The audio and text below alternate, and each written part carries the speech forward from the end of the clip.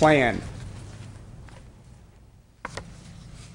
36 inches of deck and landing, as noted, about a 6-inch flower box, adding up to a 42-inch further encroachment into Albion Street into county right-of-way. Add to this the already existing 1-foot 7-inch encroachment, and we end up, if this project is not overturned by you here today, a total encroachment of 5 feet 1 inch into the Albion right-of-way. But this is not all. If you'd flip the page, this is an enlargement of the application's apple shed.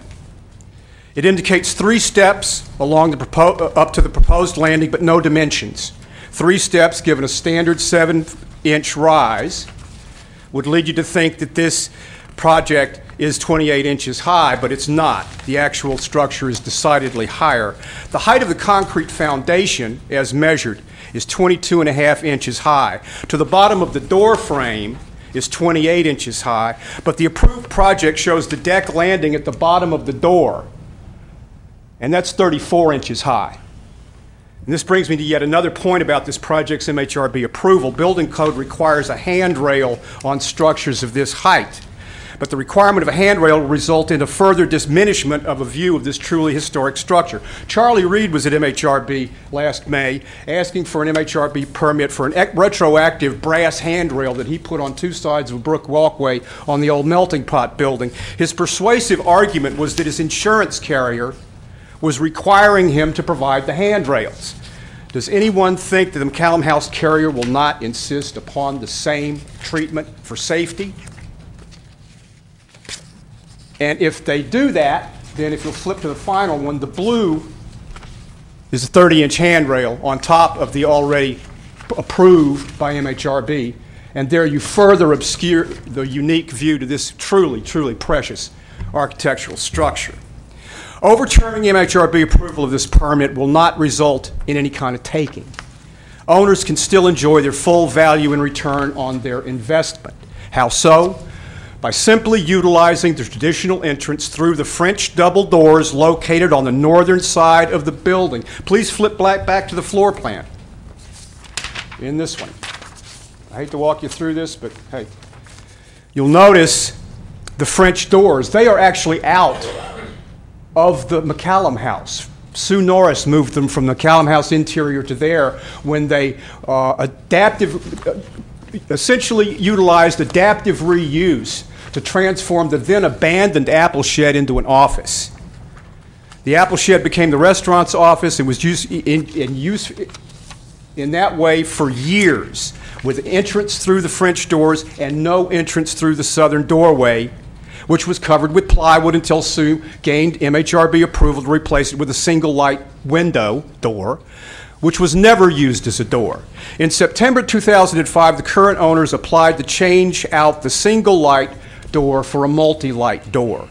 When asked if it was a door, applicant replied, yes, it's a door, but that, quote, they would probably never use it as one because, quote, if you tried to use it as one, you'd walk into a parked car. This reply at the meeting evokes general laughter in the room, and the application to replace the single light with a multi-light was approved 5-0.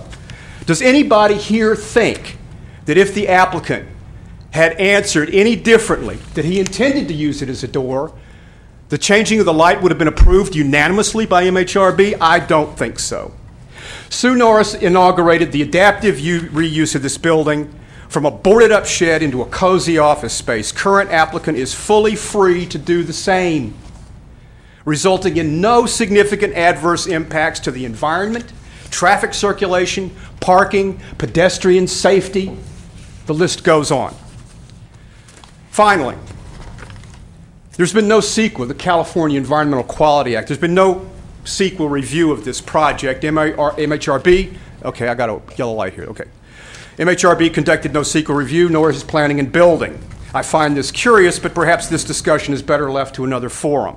I raise the issue here because CEQA allows deliberative bodies to adopt, quote, feasible alternative projects that result in less or no significant adverse impacts to the environment.